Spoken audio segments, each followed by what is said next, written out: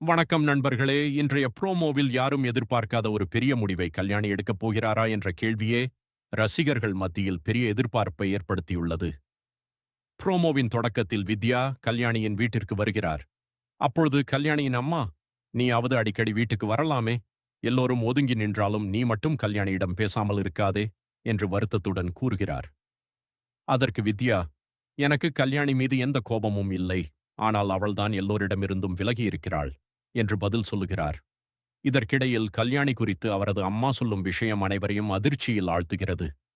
இத்தனை நாள் மனோஜுடன் மீண்டும் சேர்ந்து வாழ வேண்டும் என்று நினைத்த கல்யாணி தற்போது விவாகரத்து முடிவை எடுத்ததோடு மட்டுமல்லாமல் துபாய்க்கு சென்று வேலை பார்க்கப் போவதாகவும் கூறியிருக்கிறார்.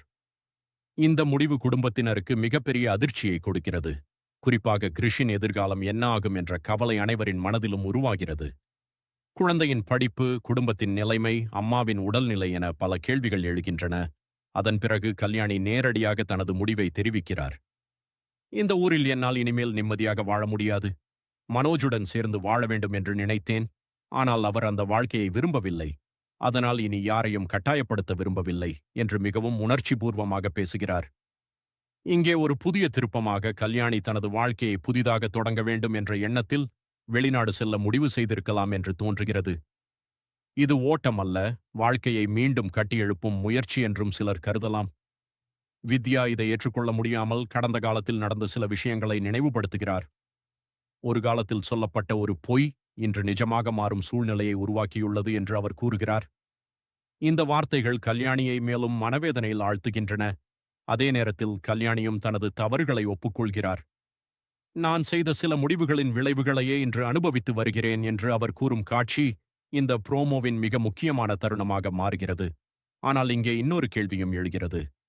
உண்மையிலேயே கல்யாணி துபாய்க்கு செல்வாரா, அல்லது கடைசி நேரத்தில் மனோஜ் தனது முடிவை மாற்றிக்கொள்வாரா?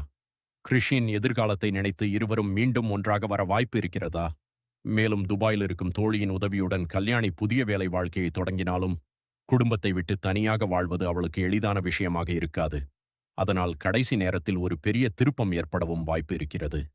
இன்னொரு பக்கம் மனோஜ் இந்த முடிவை அறிந்த பிறகு எப்படி எதிர்வினையாற்றப் போகிறார் என்பதும் மிகவும் முக்கியமான கேள்வியாக இருக்கிறது. அவர் அமைதியாக இருப்பாரா அல்லது கல்யாணியை தடுக்க முயற்சி செய்வாரா என்பதையும் பார்க்க வேண்டியுள்ளது. மொத்தத்தில் பார்த்தால் இன்றைய ப்ரோமோ ஒரு குடும்பத்தின் உணர்வுகள், பிரிவு, வருத்தம் மற்றும் புதிய வாழ்க்கைக்கான முயற்சி ஆகியவற்றை மையமாக கொண்டு நகர்கிறது. அடுத்த எபிசோடுகளில் கல்யாணியின் வாழ்க்கை எந்த திசையில் செல்லப் போகிறது?